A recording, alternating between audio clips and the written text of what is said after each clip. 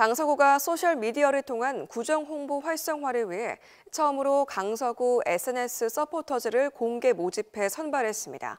강서구 SNS 서포터즈 엘레강서는 지난 3월 16일 구청 대의회실에서 발대식을 갖고 본격적인 활동을 시작했습니다. 강서구는 주민에게 유익한 정보를 알리기 위해 페이스북과 블로그, 인스타그램 등 다양한 SNS 채널을 운영하고 있는데요. 최근 코로나19로 인한 비대면 콘텐츠의 중요성이 커지고 강서구 구석구석에 숨겨진 이야기를 발굴하기 위해 주민 참여를 통한 홍보 역량 강화를 모색했습니다. 이에 강서구는 지난 2월 7일부터 21일까지 2주간 구민들을 대상으로 강서구 SNS 서포터즈 엘레강서를 공개 모집했는데요. 지원자 22명 중 서류 심사를 통해 참여 의지가 강하고 콘텐츠 제작 능력이 뛰어난 10명을 최종 선발했습니다. 이번에 선발된 SNS 서포터즈는 내년 2월까지 1년간 활동하게 되는데요. 지역의 관광명소, 각종 축제와 행사, 구정 소식 등 유용한 생활 정보를 취재하고 다양한 디지털 콘텐츠를 제작해 주민에게 전달하게 됩니다. 또한 강서구 SNS에 제공한 콘텐츠에 대해서는 소정의 원고료가 지급됩니다. 강서구는 SNS 서포터즈 엘레강서의 활동을 통해 주민의 눈높이에 맞춘 다양하고 알찬 소식을 전하기 위해 더욱 노력해 나갈 것입니다. 대저 이동은 낙동강 홍수위보다 낮은 저지대가 많아 집중호우 시 침수 피해 우려가 높은 지역입니다. 이에 강서구는 이 지역을 대저이 자연재해 위험지구로 지정해 정비 사업을 펼치고 있습니다. 대저이 자연재해 위험지구 정비 사업은 배수 펌프장 등을 건설해 대저이동 지역의 침수 피해를 예방하기 위한 사업입니다.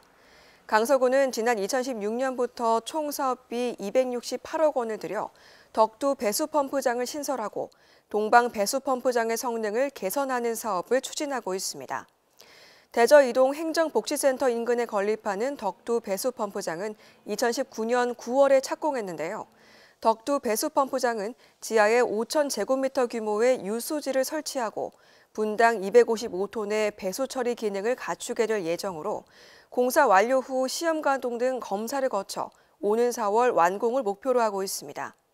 한편 서부산 유통단지 입구에 있는 동방 배수펌프장 성능 개선 사업은 2020년 7월에 완료했는데요. 유수지 7,000제곱미터의 깊이를 더해 용량을 확대하고 분당 520톤의 배수 설비를 분당 720톤으로 보강해 집중호우로 인한 침수 피해를 예방하고 있습니다.